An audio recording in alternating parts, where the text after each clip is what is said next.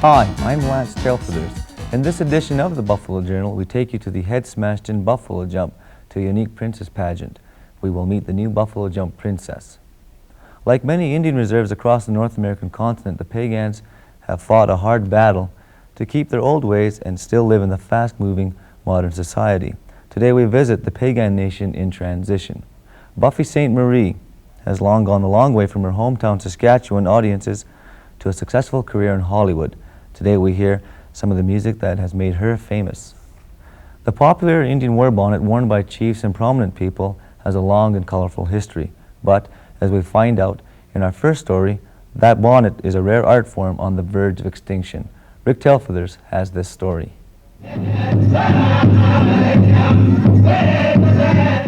Among the Aboriginal people of the world, regalia is an important part of any culture. So it is with the Aboriginal people of North America. The Plains Indians have their colorful dress, which has become prominent in modern times. The Eagle Bonnet, or War Bonnet as it is sometimes known, has become the trademark of Indian regalia, especially during powwows or native events. It was worn only by chiefs and warriors, but in recent times, it is worn by prominent people recognized for their contribution to the tribe. Making Indian eagle bonnets is a dying art, known to only a few craftspeople. Orton Eagle Speaker from the Blood Indian Reserve is one of those few people who knows the ancient art of making war bonnets. He's been making them since he was a young man. I make a living on making headdresses. There used to be two of us that made headdresses. I and Dan Weasel Moccasin. Now Dan Weasel Moccasin don't make headdresses anymore. I'm the only one.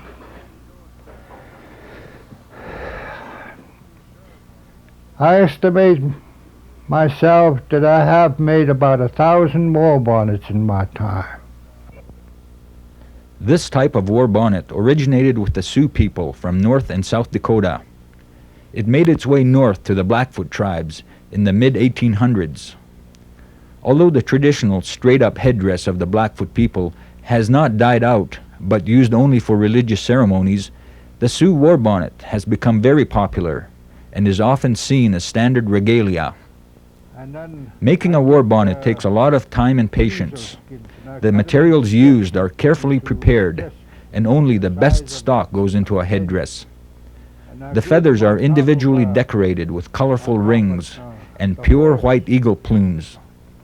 These are then placed on a felt hat that has been cut to a certain shape. The feathers are then mounted onto the hat. This is an unfinished war bonnet. This one here I just started. And this is how we make our Sioux headdresses. This is how the Sioux make their headdresses. I've seen some of their production down there in the Sioux country. Some of it is very poorly made. And when I get through putting on the horse mane, then I have to soak each one of these into hot water, as hot as I can get them.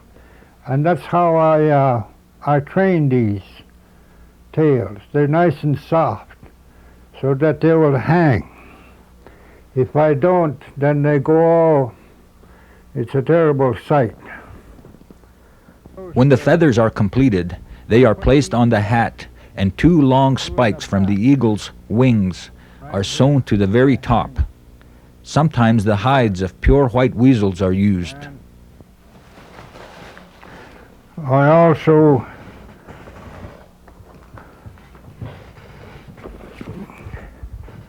have these weasel skins, two of them. They'll go just behind these rossets. That's how they hang, like that. The completed headdress is a work of art. Eagle Speaker takes great pride in his war bonnets and is recognized as one of the best in North America. He knows the work of the headdress maker plays an important role in the survival of the native dress.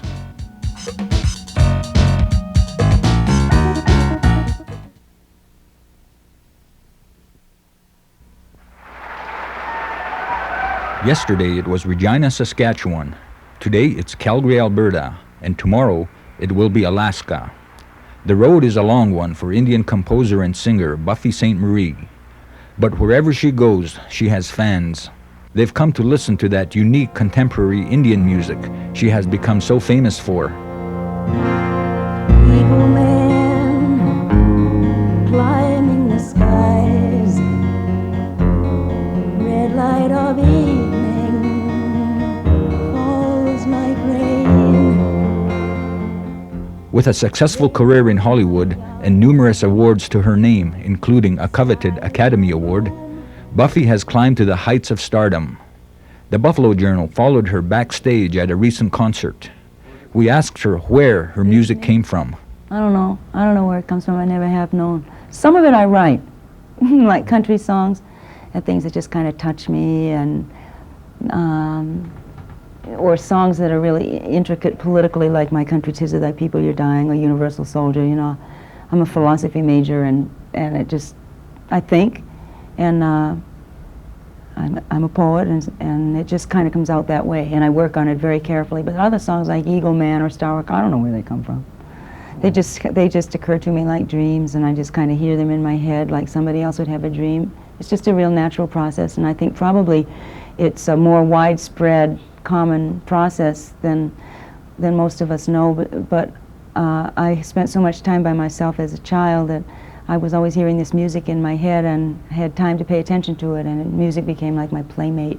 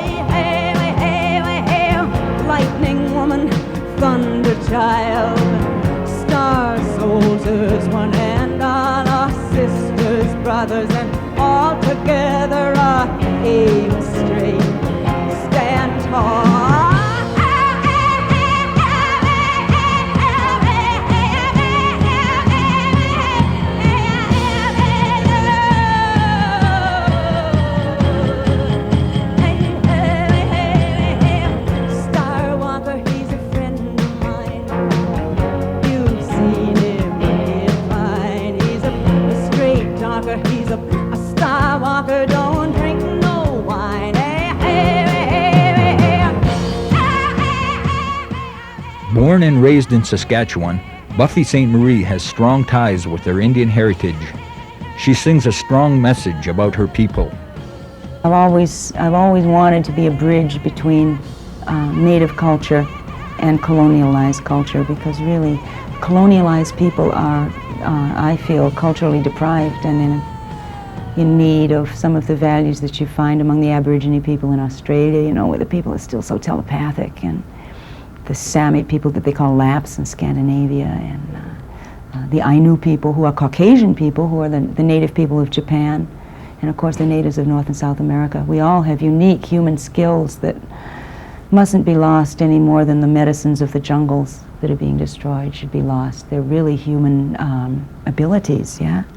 And native people, I think, need to learn how to draw those abilities out of ourselves to share with the rest of the world.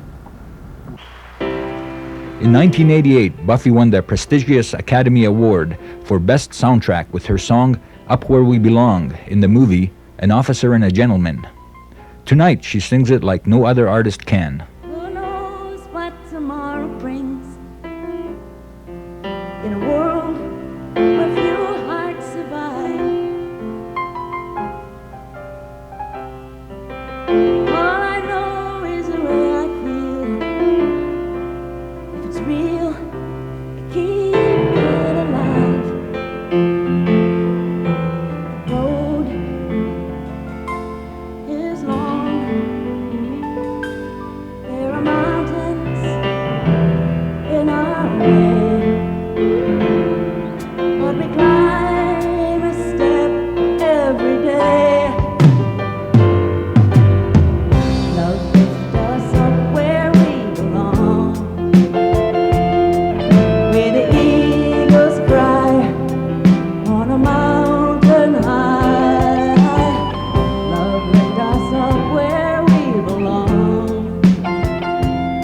far from the world we know, up where the clear winds blow. For Buffy Sainte-Marie, the road to success has been a long one, but she's enjoying it. With another album soon to be released and other movies on the back burner, we'll be hearing a lot more from her in the future. Looking behind, and all we have is here and now. All our lives are fair to fly. The Peigan Nation, situated along the foothills of the Rocky Mountains, some 50 miles west of Lethbridge, has a population of 2,800 and covers 170 square miles. It has only been about 100 years since the Peigans roamed their original domain, running from Edmonton, Alberta to the Yellowstone in Montana. The transition from the old to the new ways has come fast for the Peigans. Chief Leonard Bastine. After the signing of the treaty, for a couple years after that, they kind of wandered following what was left of the buffalo in those days. And they did that for, I think, 2 years. And they settled in the Old Man River bottom area. And from there they went into the education system at that time. And from there they were trained to be farmers and domesticated and Christianized. 1963, up until that time, we had a number of successful ranchers and farmers. 1963, they went to a 2-year elective system. Same time, they introduced the social welfare program. And that was the downfall of the Peigans. I would like my people to be responsible for maintaining their own lives, ensuring that their children have an education. Because without an education, there really is no opportunities for anybody.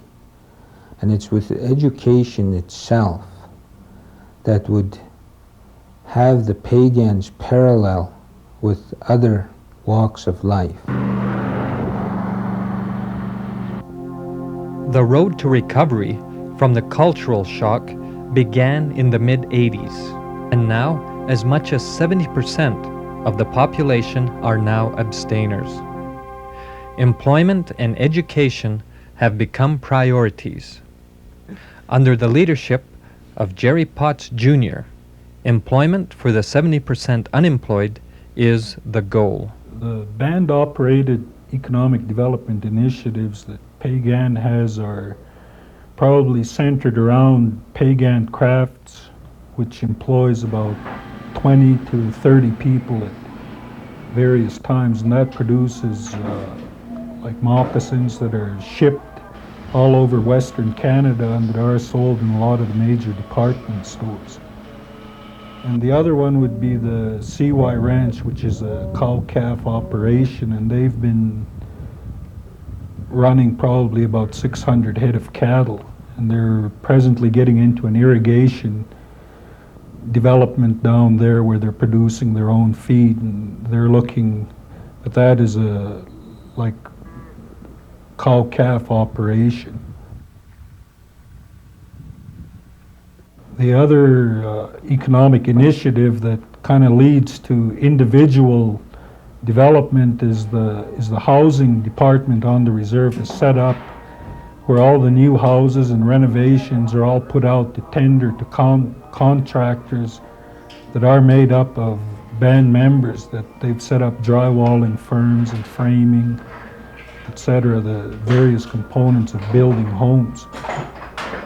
And then we have, like, economic development has been trying to get initiatives in place to support the small business sector. We currently have like Ed Service Station, which is on number 3 highway, and he's been in operation for a number of years now.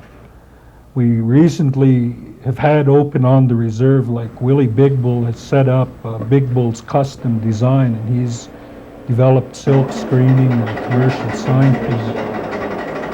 And we have Eric North Peigan. He's a custom jeweler. Like he builds jewelry he's a gold and silver smith. And we have the Three Eagles gift shop on number 3 highway as well. And he's been in operation for a number of years. And we're trying to get support services in place to support the smaller entrepreneurs that have ideas in formulating business plans. The education of the early Peigan was a harsh one. It included an early morning dunking through a hole in the river ice. A harsh education was a must for their survival. In the 90s, the Peigans recognized that an education degree is now the essential in the age-old game of survival. And they have become leaders in Native education. Ben Kawaguchi is the education director. Help children learn. The whole objective is to help Native children succeed within the school system, a school system not designed for them, but designed for a different population. But by bringing in different ideas and different concepts and teaching methods, we can improve the learning level such that our kids, our Native kids, can succeed in the school system at an equivalent level. During this, the 4 years that we've had band control, since September of '86, we have proven over and over again that we do maintain a quality program.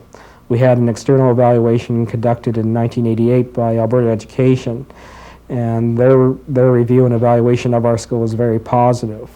They considered it one of the best schools that they have seen in general, not just the Native schools, but a quality school among all the schools in this area. We've become known in the area for innovation. We've implemented whole language. We've implemented Math Their Way. We have developed we're in the process of developing a resource manual for program continuity. So, using the strength of their culture, the Peigans have set a solid course for their survival in the next 100 years.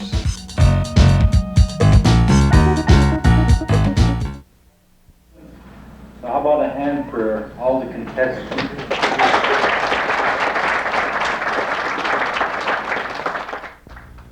It was a glamorous affair, and they were in their finest. They were vying for the crown of the Buffalo Princess, a title sought by many, but given to only one. The ladies were from the Blood and Peigan Indian Reserves, competing at the recent head-smashed-in Buffalo Princess Pageant. The contest is an annual event sponsored by the Buffalo Jump. The lucky princess will represent this world-renowned heritage site, playing hostess to thousands of visitors each year. Activities coordinator Louisa Croshoe told the Buffalo Journal the pageant will also help the girls learn about their own Indian way of life. And one of the objectives was so the young girl that's chosen would become more aware of her Indian culture, her Indian way of life, traveling to powwows. The 9 girls that were competing in the pageant were judged on appearance, social skills, knowledge of their heritage, and on their talents. They were required to display some of their abilities. And one thing I've tried that my mother encouraged me to do was to cook the original food, the native way.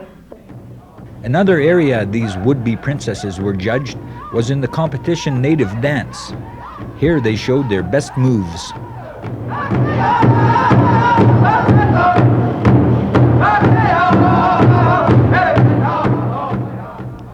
The competition between the young ladies was stiff, and they had given their best. It was now up to the judges to make their choice. Tension was high as the panel of judges tallied their scores. It was no easy task picking the winner of the pageant. In the end, it would be this young lady, Tara First Rider, who was crowned as the new Buffalo Princess. It was an exciting moment for her. Princess Tara First Rider.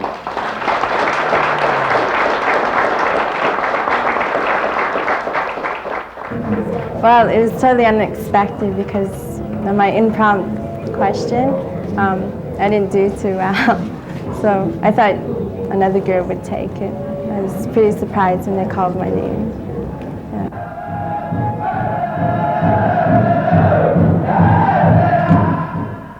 For Tara First Rider, representing the head-smashed-in buffalo jump has its challenges and also its rewards. Last time on the Buffalo Journal, we asked you this question: when and where was the last Indian battle in southern Alberta? The last Indian battle in this area happened over 100 years ago in 1870. This battle between Crees and Bloods took place at what is presently known as Indian Battle Park in the city of Lethbridge. The Crees, who came from southern Saskatchewan, were anticipating an easy victory because the Blackfoots were reportedly sick with smallpox. The Crees were outnumbered and the battle was difficult. Only a few survivors lived to tell the tale. Today's trivia question is, who was the Métis leader that led the famous rebellion in the 1870s? We welcome your letters to the Buffalo Journal. Our address is P.O. Box 1140, Lethbridge, Alberta, and the postal code for that is T1J4A4. Until next time, this is Lance Tailfeathers. Thank you for watching. The Buffalo Journal is a program produced by the Native people of Western Canada.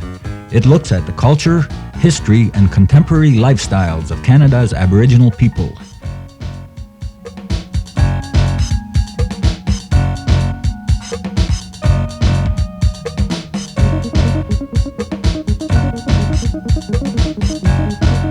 Thank you.